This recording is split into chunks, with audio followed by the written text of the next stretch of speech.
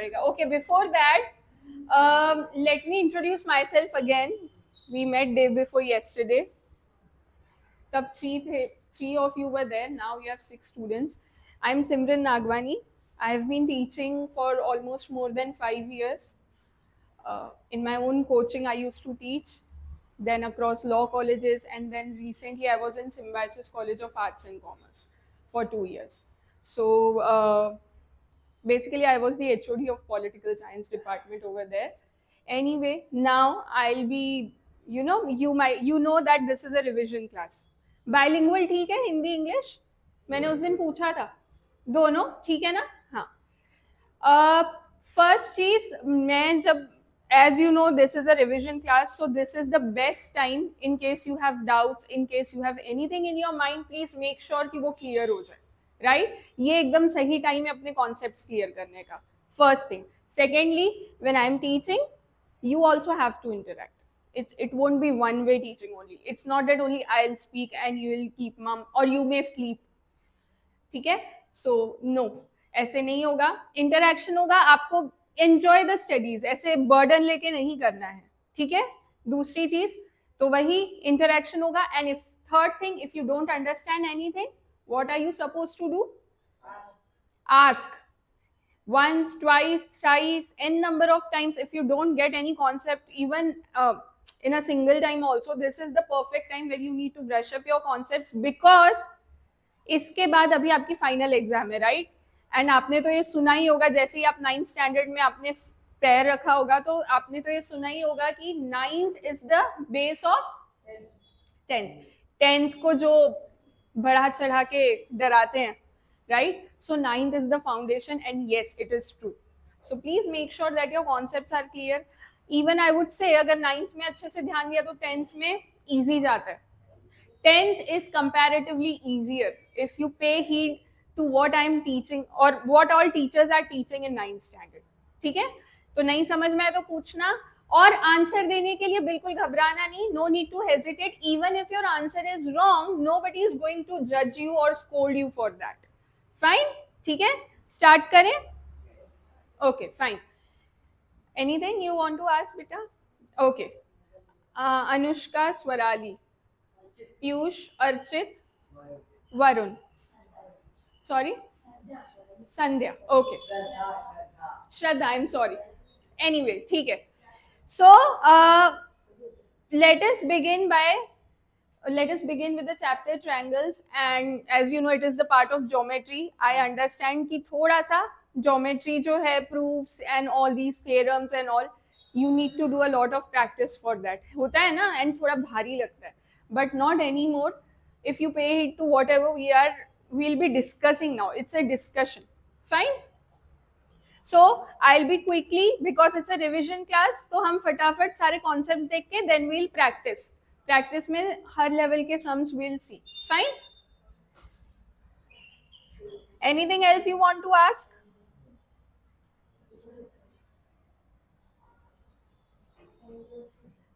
Okay, fine. So triangles में again that day we have already revised many things. Already हमने revise किया, but थोड़ा वापस से हम एक बार क्लियर कर लेंगे. Fine. What all things are you supposed to study? What do you mean by congruent triangles? Congruent का मीनिंग क्या होता है? Triangles को congruent कैसे प्रूफ करते हैं? I hope I am audible, right? And visible है ये? क्या कर लूँ? स्लाइड शो स्टार्ट करूँ, बट ये फिर खुद ही चेंज होगा ना. I'll change it. ठीक है, fine. Is it visible now? Okay. So we are supposed to study what do you mean by congruent triangles पहले, फिर rules to prove the triangles congruent. Triangles को congruent prove करने के कुछ rules होते हैं, वो देखेंगे. Properties of triangles, and then we'll practice few questions. Fine? Okay. Now that day also we discussed what do you mean by congruent and similarity. Congruent होने में और similar होने में क्या फर्क है? Can you please tell me? Without looking here, what do you mean by being congruent? Same shape, same size. Yes, same shape, same size, just like the first figure. if you have same shape and same sorry if you have same shape and same size, then you can say that the figures are congruent. But there are few things which may seem identical but उनका size अलग होता है, shape चाहे same हो सकता है but size is different. Sets आते हैं ना, हमने उस दिन डिस्कस किया, बहुत यूटेंसिल्स के सेट्स आते हैं, शेप एकदम एक जैसा, राइट, बट साइज एक जैसा होता है क्या? वॉल्यूम एक जैसा होता है? एरिया एक जैसा होता है? No, right. So when we say the figures are similar, we mean whenever we say that yes, these figures are similar, we mean to say that they have same shape but size क्या है? Different है. ठीक है, चलो. Congruent triangles, what do you mean by congruent triangles? सबसे पहले triangles के अगर sides and angles, there are only two things. Triangles, the name itself says it has how many angles? 3 sides and 3 angles, right? So triangles में tri means 3, so it has 3 sides and 3 angles. So how to prove that the triangle is congruent? कैसे पता चलेगा? Congruent means equal. कैसे पता चलेगा? जब exactly तीनों sides तीनों एंगल्स इक्वल होंगे, that means triangles are congruent. लेकिन बट आप एक एक 3 साइड्स 3 एंगल्स यानी कितनी चीजें हो गई? 6 चीजें प्रूफ करते हो क्या कॉन्ग्रुएंट प्रूफ करने के लिए? No, there are some rules, we will see those rules. There are some test, उससे हम प्रूफ करते हैं, right. What is the symbol used? Is equal to and this curvy line, right? इससे आप proof करते हो that triangles are congruent. For example, if I want to say that triangle ABC and triangle DEF are congruent, so this is how I am supposed to write. ऐसे ही लिखना है. Triangle का sign, triangle ABC is congruent to triangle DEF. सिर्फ ABC और DEF लिख के नहीं चलेगा. क्या है ABC? What is this? Is it any alphabetical order है क्या? नहीं, लाइन है, सर्कल है. No, you have to show the triangle का symbol and this sign. Most important thing to pay heed to now is ये order of letters must match. Order of letters, कौन से letters? Exactly. When you are saying vertices, vertices है ना, A, B, C are the vertices of triangle ABC. D, E and F are the vertices of triangle DEF. आपका order एकदम match करना चाहिए. आप यहाँ A की बात कर रहे हो तो यहाँ कौन से एंगल की बात करोगे? D. First letter. If you are talking about angle B, then E. Okay. If I am talking about side BC, then EF, right? If I am talking about side AC, then AC रहा तो DF. Triangle उल्टा रहा तो good question. Now अगर triangle उल्टा रहा, हमेशा आपको फिगर्स ऐसे एक जैसे दिखने वाले तो रहने नहीं वाले. ट्रायंगल उल्टा रहा तो क्या करना है? ये सिंबल दिख रहा है आपको, 1 लाइन BC के यहाँ एक लाइन है और यहाँ पे कौन से साइड के यहाँ एक लाइन है? EF में, राइट. सो इससे समझना कि चाहे ये triangle, I will show, if अगर ये ट्रायंगल, सॉरी, अगर ये ट्रायंगल ऐसे भी हो गया,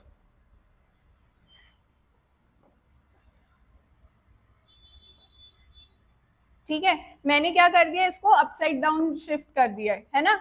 सो अगर ये ट्रायंगल DEF ऐसे भी होता है तो यहाँ पे कौन सा साइड है? BC, और यहाँ पे कौन सा साइड है? EF. तो यहाँ पे BC, see the order of letters, this is very important. Please यहाँ पे मिस्टेक करोगे यानी 0 मिलेगा. ये यहाँ ध्यान दो, BC के साथ EF का ही नाम देना. आप इस ट्रायंगल को EDF नाम नहीं दे सकते हो. जो side, hence we call them as corresponding sides and corresponding angle. Corresponding means यहाँ पे जो ऑर्डर है वही ऑर्डर यहाँ पे. You cannot say this is triangle ABC और इसको EDF नहीं बोल सकते. यहाँ पे BC पे जो लाइन है वही EF पे. What does this symbol show? ये मार्क क्या दिखा रहा है आपको? ये दोनों साइड्स इक्वल है. यहाँ पे if AB is congruent to side DE, AB is congruent to side DE. मैंने आपको उस दिन एक ट्रिक बताई थी इसकी भी, कि आप कभी भी यहाँ लेटर्स का सीक्वेंस देखो, BC is congruent to side EF। अब आप सही हो या नहीं वो कंफर्म करने के लिए मार्क देखो और फिर ये लेटर्स का सीक्वेंस देखो। Am I clear? समझ में आया? आप दोनों को दिख रहा है वहां से? अगर नहीं दिखे तो यहाँ आ जाना, ठीक है? So if I am saying side AC is congruent to side DF because they both have same mark, that shows this is a symbol to show कि ये दोनों corresponding sides कैसे हैं? Congruent। समझ में आया? ठीक है। Is that clear? और एक चीज, if I am saying which is the angle opposite to side AB, what would you say? Angle C। AB का opposite एंगल सी। बचा हुआ लेटर हमेशा ऑपोजिट एंगल होता है। साइड हमेशा 2 लेटर में बोलते हैं और एंगल हमेशा एक लेटर भी होता है, नहीं तो ACB भी बोलते हैं, लेकिन C बीच में होना चाहिए। और ऐसा भी रूल होता है ना, जो साइड सबसे बड़ी है उसका ऑपोजिट एंगल भी सबसे बड़ा। हाँ, वो अभी देखेंगे हम आगे। ये भी एक थ्योरम है एंड आइसोसेलेस ट्रायंगल थ्योरम भी आगे देखेंगे। Fine. So again we are just discussing the basics right now. If you have any doubts please बताओ। नहीं श्योर? कैसे लिखते हैं? और वर्टाइसेस का ऑर्डर बहुत इंपॉर्टेंट है, ठीक है? Next, what do you mean bye CPCT? Corresponding parts of congruent triangles. दो ट्रायंगल्स को कॉन्ग्रुएंट प्रूफ कर दिया तो उनका हर करस्पॉन्डिंग पार्ट कैसा होगा? इक्वल होगा। अब प्रूफ कैसे करते हैं वो अब आगे देखेंगे हम, उसकी टेस्ट होती है अलग अलग। बट CPCT ये हम क्यों यूज करते हैं? Why do we use CPCT? CPCT ये दिखाने के लिए यूज होता है कि ये दोनों ट्रायंगल्स कॉन्ग्रुएंट है तो हर चीज इनकी, हर करस्पॉन्डिंग साइड, हर करस्पॉन्डिंग एंगल इक्वल होगा। Fine. If triangles are congruent their sides and angles are equal. Is that clear? Next test discuss करें। SAS rule. First there are test of congruence. जैसे आपकी टेस्ट होती है ना check करने के लिए, यस जैसे आपकी टेस्ट होती है ना चेक करने के लिए, वेयर डू यू स्टैंड, कहाँ पे हो, कितना आ रहा है, वैसे ही यहाँ पे भी टेस्ट होती है ये चेक करने के लिए कि ट्रायंगल्स कॉन्ग्रुएंट है या नहीं।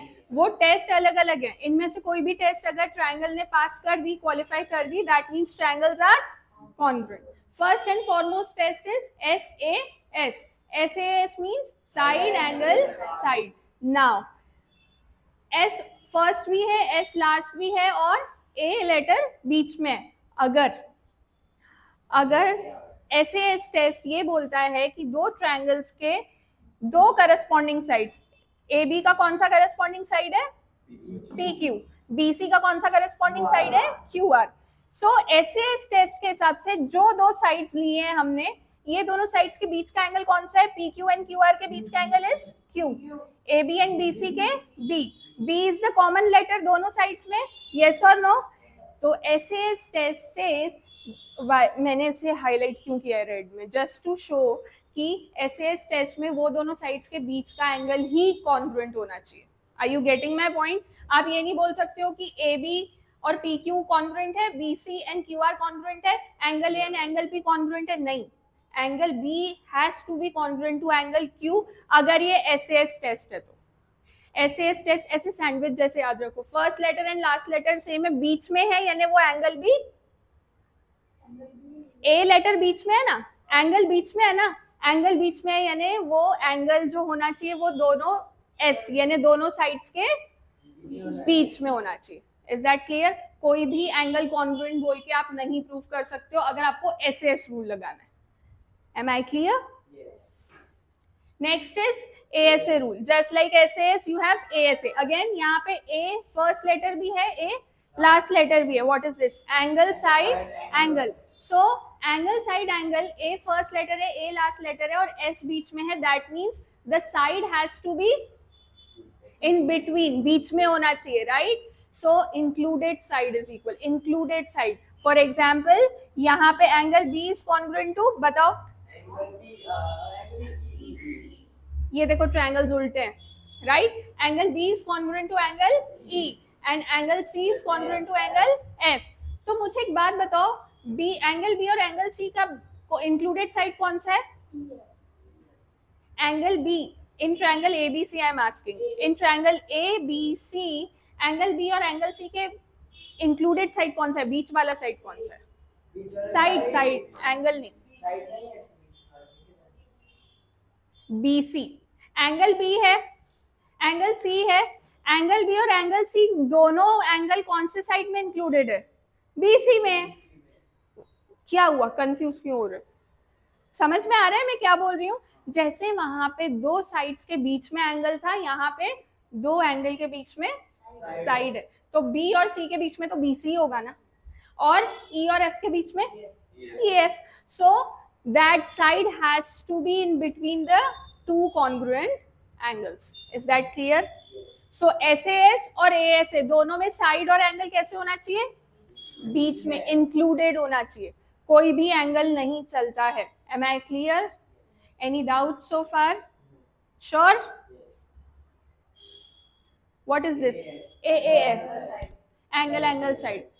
Angle side. यहाँ पे ASA और AAS में फर्क क्या है? तो साइड एकदम लास्ट में और दो एंगल पहले. साइड लास्ट में, दो एंगल पहले. ठीक है. एग्जैक्टली. मैं ASA लिखूं या AAS लिखूं, कंफ्यूज होता है ना? होता है कंफ्यूज? नहीं होता है. क्यों कंफ्यूज नहीं हो रहा है? यस, S बीच में है अभी साइड में. What does this show? Exactly, this is the difference. कभी कभी हमें कंफ्यूज होता है टेस्ट लिखने में कि whether it is ASA test और AAS टेस्ट. ए तो दो बार आ रहा है, लेकिन एक में एक फर्स्ट और लास्ट आ रहा है, दूसरे में फर्स्ट और सेकेंड आ रहा है. AAS रूल के हिसाब से एनी वन साइड, कोई भी साइड इक्वल रह सकता है. Am I clear? कोई भी साइड, नॉट नेसेसरी. अगर वो साइड इंक्लूडेड रहा तो ASA हो जाएगा, अगर वो साइड इंक्लूडेड नहीं है तो AAS. Fine. So can you please name the triangles and corresponding sides or angles equal?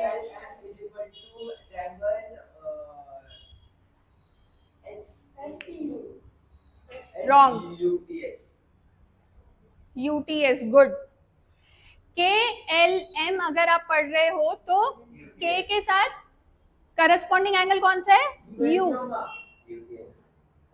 K के साथ, ओके लिसन, K के साथ U, L के साथ T, M के साथ S. So if your sequence is KLM, then here your sequence should be UTS. Order of vertices is very important. Okay, fine. Tell me, अगर मेरा sequence है LKM, TUS. Good. समझ में आया? Is this clear? Last second I will say. Side easy. तीन sides होते हैं, वो एंगल्स होते हैं. Equilateral triangle. ठीक है. हाँ, ट्रायंगल भी यही है. Equilateral, the name itself says lateral means sides. Everything is equal, right? So AC is corresponding to side PR, BC is corresponding to QR, AB is corresponding to PQ. So all three sides are equal, hence it is called as side rule. Is that clear? Side SSS test. ठीक है. अगर तीनों sides congruent है, that means triangles are congruent or equal. Okay, can you please name the triangles? ABC, PQR. If I say it is ACB, then PRQ. Good. Fine. एक बार देख लो ये चारों test जो हमने डिस्कस किए हैं. SSS means तीनों साइड, SAS means दो side including angle. Angle should be included. ASA means दो एंगल और एक side, and AAS means angle side means that side is not supposed to be included. Side include नहीं करना है, कोई भी साइड चलता है. ठीक है. RHS rule. यस, RHS जो रूल होता है ये किस पे लगता है? राइट एंगल ट्रायंगल पे. What is right angle triangle? इसमें 90 डिग्री होता है, 90 के ऑपोजिट हाइपोटेनस। यस, 90 के ऑपोजिट वाला साइड हाइपोटेनस ही होता है, ठीक है। सो व्हेन वी से RHS means hypotenuse side. Yes, that means right hypotenuse side, right angle triangle में ही एप्लीकेबल है। व्हाट डज दिस टेस्ट से? Hypotenuse should be equal. Okay, hypotenuse should be equal. Angle will be equal or Angle has to be equal and any one side, any one corresponding side should be equal. Angle must be right angle. Yes, angle must be right angle. So ये test किन पे लगता है? सिर्फ right angle triangle पे लगता है। RHS test means hypotenuse should be equal, any one side should be equal, which you can see which side is equal. BC is congruent to QR, and yes, obviously one angle will be equal, that is of 90 degree. Isosceles. What do you mean by isosceles triangle? Two sides are equal, एक अलग होता है, right. Isosceles triangle में दो sides equal होते हैं। What does this से? Isosceles triangle में जो दो साइड्स इक्वल होते हैं उनके ऑपोजिट एंगल्स भी इक्वल होते हैं। Is that clear? For example, which two sides are congruent in this figure? CA is equal to CB. Yeah, AC is equal to BC, whatever. Now tell me, if AC, side AC of triangle ABC, if side AC is congruent to BC. If I say side AC is congruent to side BC. Now, what is the angle opposite to side AC? Angle B. बचा हुआ लेटर हमेशा opposite angle होता है। And which angle, which side is, sorry, which angle is opposite to side BC? Angle A. तो ये theorem ये बोलता है जो दो साइड्स ऑपोजिट होते हैं उनके ऑपोजिट एंगल्स भी, जो दो साइड्स इक्वल होते हैं उनके ऑपोजिट एंगल्स भी कॉन्ग्रुएंट होते हैं। Is that clear? और इसका कॉन्वर्स भी ट्रू है। Converse true है, that means if angle A is congruent to angle B. Now tell me which side is opposite to angle A? Side BC. And which side is opposite to angle B? AC. बचा हुआ letter, right? So दो angles भी अगर congruent होते हैं तो उनके opposite sides भी congruent होते हैं। Fine? Any doubt so far? Sure?